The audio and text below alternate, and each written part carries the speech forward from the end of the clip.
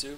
Today I'll be critiquing one of Sam Harris's TED Talks. I don't know if he did any others, but the one that I did watch was on science and morality. I'll provide the link in the description, and I'll try to argue that he makes some serious flaws that should not go unchallenged.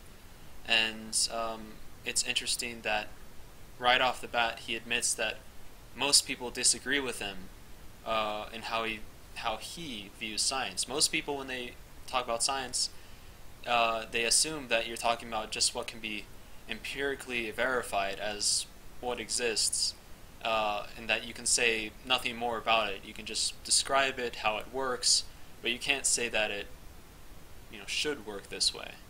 But when you're talking about morality, of course, you're bringing in some type of standard that isn't actualized, but that should be actualized. So let's get right into it. So here I have 3 criteria that I think every good ethical system needs to measure up to some degree. I hope they are self-evident as to why I have them here, but maybe some other time I'll provide a justification. So the first one is a reason why the system is obligating. And this is a big one because it's the one that most systems you see will immediately fall short in.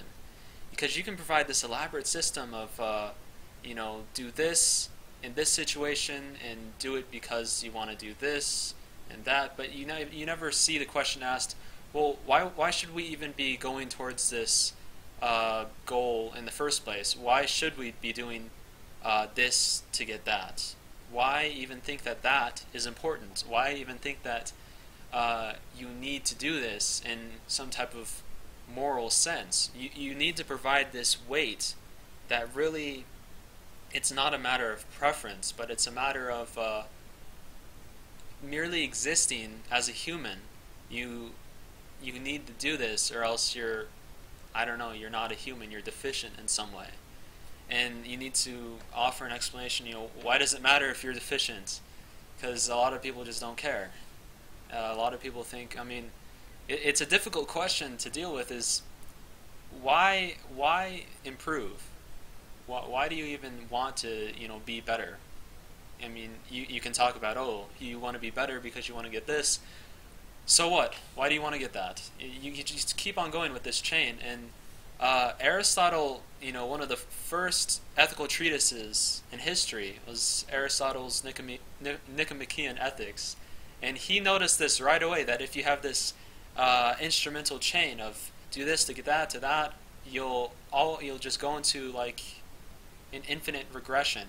And he says that desire will be completely void, and that is very frightening for anybody trying to establish some type of morality. And I think that if a system can provide a way of obligating, what it proposes, most of the work is already done with that. But the second criterion is also pretty important, because you can have a good explanation of why the system would be obligating, but then if you don't have a reason, why the system actually exists, then it doesn't matter. And this is always going to bring us sort of out of ethics and more into metaphysics and other places, because you need to establish the ethical system's existence and some type of unified explanation of reality. So this criterion is difficult to measure up to, but it is necessary, because you can have a just so story about, this would be obligating, but if you can't actually prove that the system exists, it doesn't matter. And the third one is what most of ethics deals with in modern times. They want to deal with specific questions. Stem cell research, is it morally justifiable, or is certain things in war justifiable, or is what about whistleblowing and all this stuff. They want to, actually solve things, which is, laudable. But the explanation from when you provide the foundation for the system, all the way to do this in this situation, which is a maxim, it's just a bit of like a specific principle to act on. So the chain from the foundation to the maxim should not have any gaps. It should be clear as to why this maxim actually exists. Why should I do this in this situation? Oh, it's because of that, and it goes all the way up to whatever the system is based on. So, and Harris's argument is interesting in some respects, but it's kind of more of the same of consequentialism, and I guess I'll explain that. Consequentialism is the idea that something is good, morally speaking, because it achieves something else, because of its consequence. It doesn't matter. It's not good just for its own sake. It's good only because of what it can achieve. And this, to a lot of people, this sounds, reasonable, but as I talked about earlier with Aristotle, that whole, problem of pragmatism and stuff, it's difficult to square with a real, system, because you're going to have this regression, or you're just going to have an arbitrary stopping point. Oh, well, let's just have human flourishing as like the end goal. Why should humans flourish? Well, I mean, we don't know, but they should, because we want them to. So Harris's argument is focused on conscious states, and conscious beings are all important in his system, and science such as neuroscience and different cognitive sciences, they describe conscious states and how to achieve this state versus another one. And so these are empirical questions of how this state or that state is achieved, and that's what he thinks these facts about these conscious states, he thinks that will engender some type of moral foundation for us. So let's look at the actual premises in his argument. So premise 1: conscious beings are exposed to pleasure and pain. It was difficult for me to formulate these premises, because in the actual talk he at first says happiness and suffering, and I wasn't sure if he was equating happiness with pleasure, because that's more of like a hedonistic or Humean notion that's very controversial.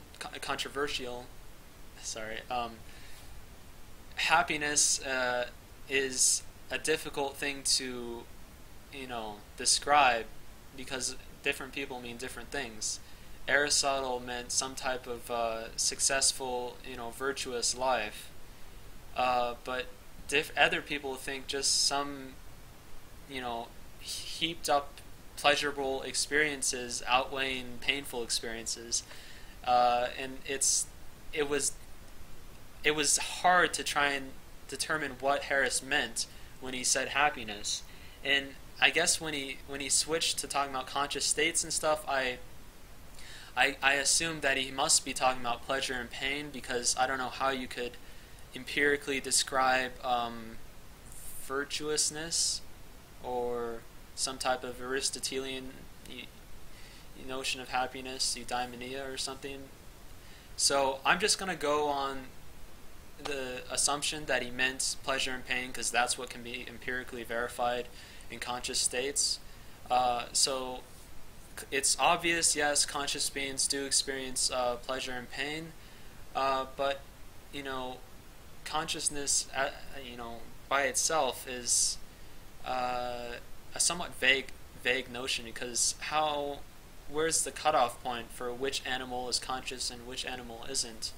And there's different ideas about where to stop, but that would be an important thing to clarify, because Harris says that only conscious beings have moral values, and they have obligations, but he doesn't talk about that in his talk, his TED talk.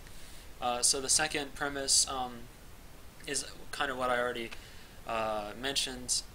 The switch from a pleasurable state of consciousness to a painful one can be empirically described without like talking about preference or anything. We can show that this rat is having a pleasurable state of consciousness when he has a certain electrode put in a certain part of his brain, and having all that happen to him, and you can like see what's happening, or you can see maybe in an MRI or something what conscious state is occurring and what feeling is most likely associated with that. So there's no real problem with these first two premises, except that consciousness is kind of vague. But the third premise, is a continuation. I already said that it's you can empirically describe this conscious state versus that one, but you can also predict what type of environment will produce these conscious states. So if your goal, which is what I assume Harris's goal is some type of pleasure-pain combination, some proper combination. If your goal is to achieve that combination, then you just look at what environment will produce that combination of conscious states, and there you go. You have your morality, and it's empirically based because you see this environment in these circumstances it'll produce this conscious state. We can do experiments and determine that, but it's never Harris never really, I guess, asked the question of why do we care that pleasure should be achieved or pain should be avoided.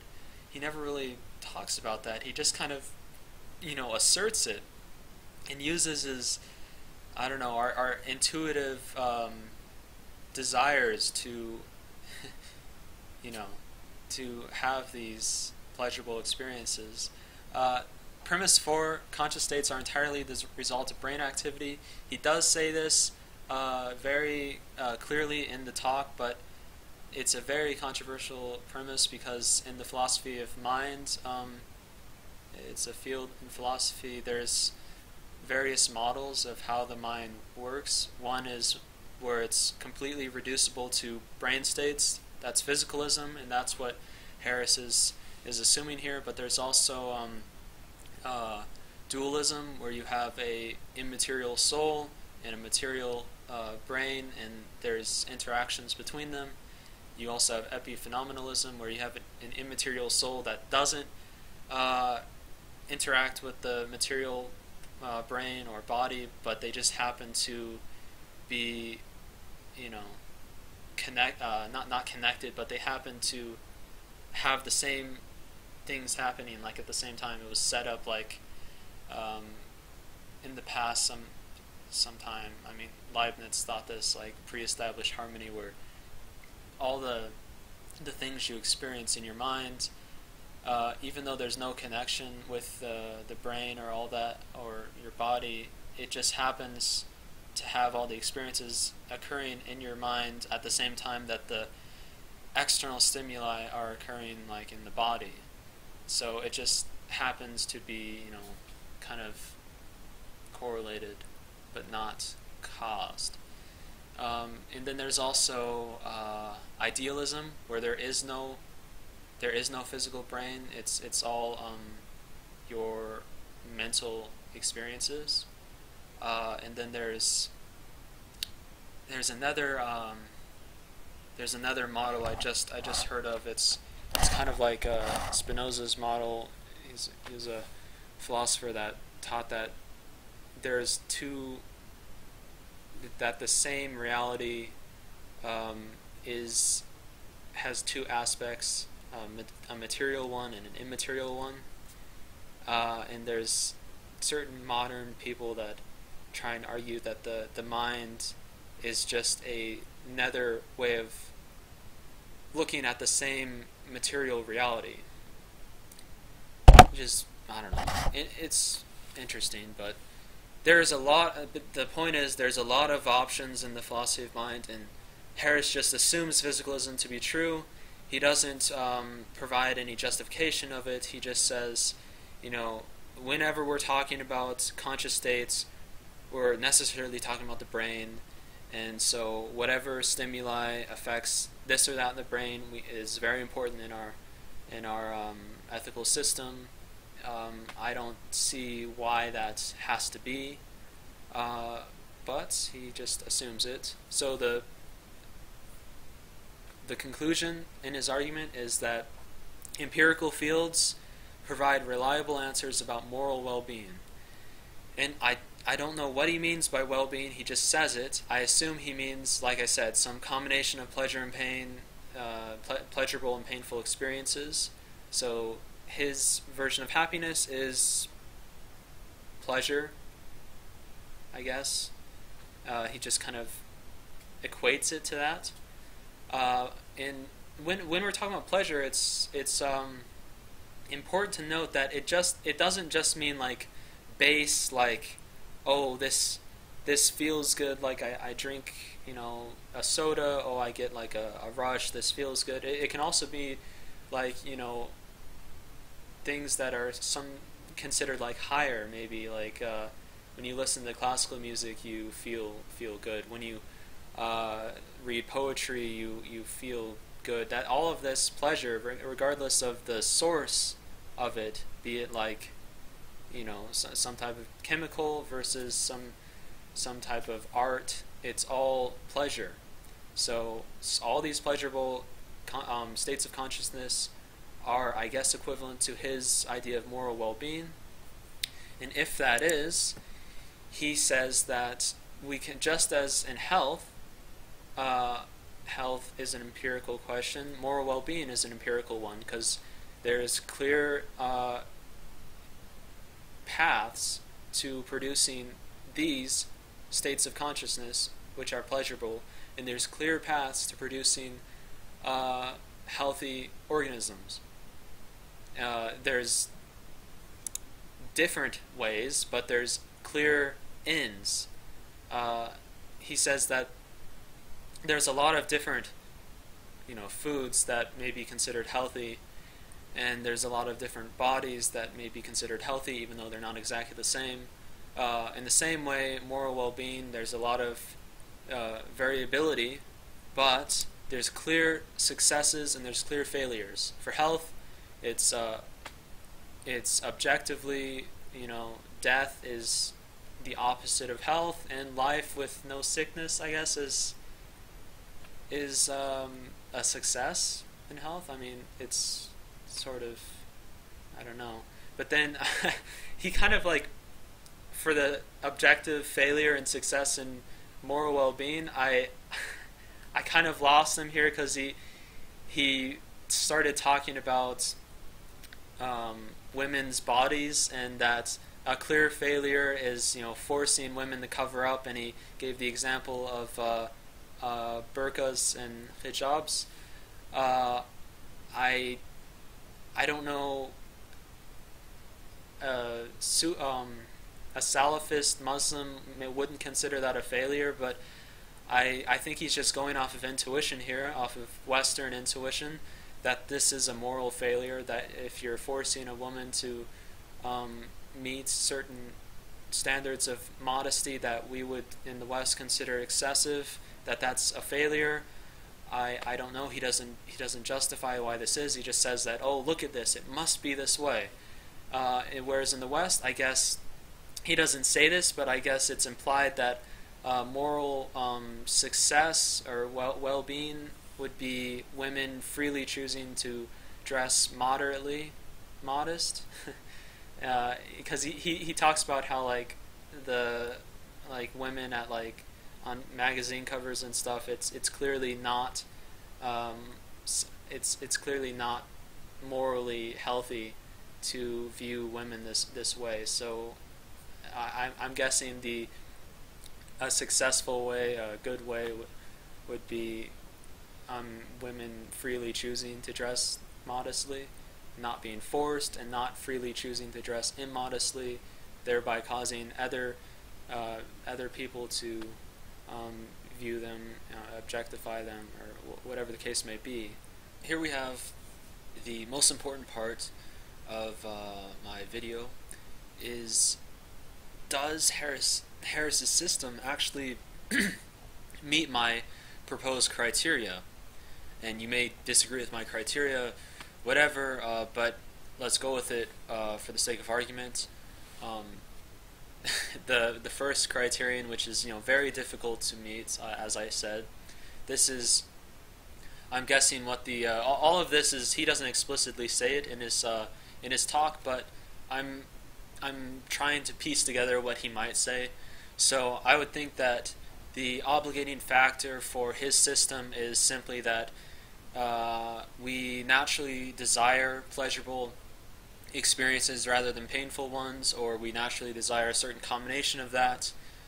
I don't know if like having no painful states of consciousness would be preferred. I mean, maybe you need some of them to see the difference between the pleasurable and the painful, to get to really I guess to really understand that, like how good the pleasurable state of consciousness is. But I guess the obligating factor for him, why we should seek these pleasurable experiences just because we want to, and that is a awful obligating factor in my opinion, because you want a lot of things, and an ethical system is supposed to tell you what you should do, not you just want it, so how should you achieve that? That's just like that's pragmatism. That's just that's just like a guidebook for achieving what you're like, a type of strategy to get what you want. Ethics should be completely independent of what you want. It should be what is actually obligating what you should do. And I think Harris completely avoids this issue in his talk, and he never says, why should we care about human flourishing? Why should we care about pleasure and pain? Why should we care about happiness and suffering? I mean, it's interesting that a lot of moral philosophers like to talk about suffering, but they don't like to talk about how suffering can be beneficial for creating certain character traits in people, like perseverance, like patience, like sympathy, or empathy, as it were. Suffering can be very helpful for a lot of things. I mean, even gaining muscles and stuff, you have to suffer to do that. To understand things in school, you have to suffer. You have to read a book. You have to go through all of that. So suffering is a part of learning, a part of growing. It's not just inherently bad, and I think it's not talked about enough among moralists. They just like to view suffering as just pointless and evil. I don't know why that has to be the case.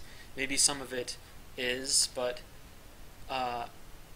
it's definitely not talked about here. Harris doesn't say why it must be bad, and he doesn't say why we must avoid it, like in a moral sense, or why we must have pleasure, rather as opposed to it just being a preference. So he definitely does not pass this criterion. You can disagree with me and write in the comments, but I don't think that this is the worst. This criterion definitely fails completely. The second one, the explanation is simply that that conscious beings have these states of consciousness, and this is empirically determined that existence, and that they can be changed by certain environmental factors. So the explanation for the existence of this moral system, because it's based on pleasurable and painful states, is basically just equivalent to their existence, like their empirical existence. So, I mean, you can say that he passes this criterion, but I don't think it's really an ethical system here. It's more of just a strategy for pursuing pleasure, or avoiding pain, or producing whatever it is. I mean, it's difficult to, like I said before, like in the talk, he didn't talk about pleasure and pain a lot, but he talked about, happiness and flourishing, well-being, but all of that comes down to, if you're looking at it empirically, it has to come down to some type of pleasure and pain. And so I don't like that I have to talk about it so much, but that's what I assume he has to be referring to throughout this whole thing. So yeah, he passes this second criterion, but it's not really an ethical system that passes it. It's more of just a science that passes it. Neuroscience, cognitive sciences, and such. The third criterion, I know it was like a short talk, so he wasn't able to get into like specific maxims and stuff, but he said, we know there are specific, we know that there are ways to avoid certain moral failures. And he talked about, the case of, I guess, a woman was drowning in her father's. Oh no, that wasn't the one he talked about. Was a daughter was raped or something, and the father's first reaction was that she should be killed because it's disgraceful and was dishonoring the family. And if that's the father's first reaction, clearly there's a moral failure there, and that there are specific routes that can be taken to avoid these failures, and routes will consist of probably Western values, like that the rapist or perpetrator needs to be brought to trial and stuff, and that the father shouldn't have this type of authority over his daughter's life to kill her just because it's disgraceful or something.